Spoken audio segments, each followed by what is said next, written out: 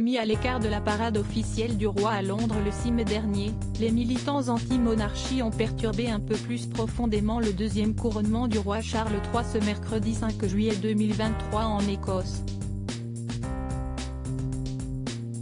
Très bruyants et surtout bien plus nombreux, ils ont un peu entaché la célébration du souverain et de sa femme Camilla. Ce n'est un secret pour personne, la monarchie n'est plus vraiment en odeur de sainteté dans certaines parties du Royaume-Uni. Et notamment en Écosse, où Charles III a reçu un accueil très mitigé ce mercredi.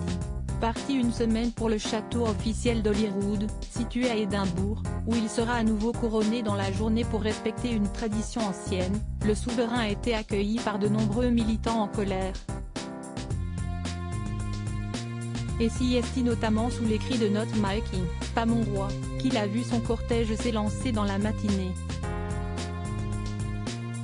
Si les militants anti-monarchie existent dans tout le Royaume-Uni et se font particulièrement entendre depuis le décès d'Élisabeth II, même s'il avait été mis à l'écart le 6 mai pour le couronnement londonien, c'est la première fois qu'ils sont si bruyants et se font tant remarquer.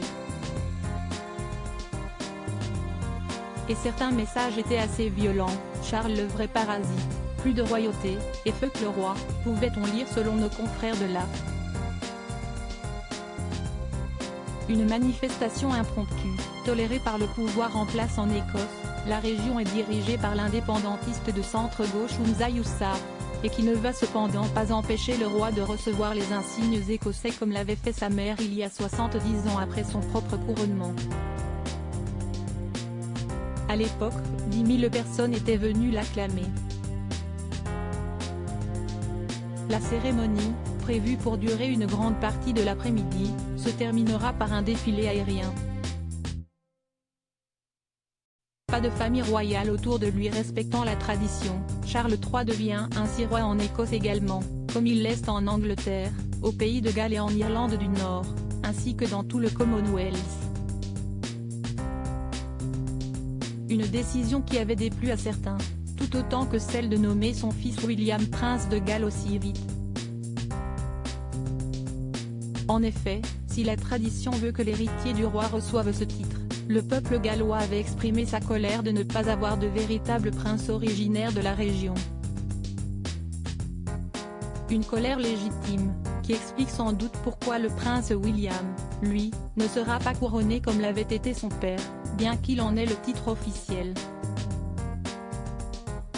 Le prince de Galles, justement, a bien sûr accompagné son père et Camilla Parker Bowles à Holyrood pour le deuxième couronnement, comme il l'avait fait pour le premier.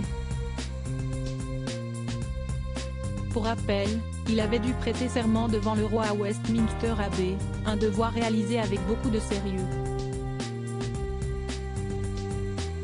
Cette fois, le quadragénaire, aux côtés de Kate Middleton, magnifique dans son manteau bleu roi, était plus discret.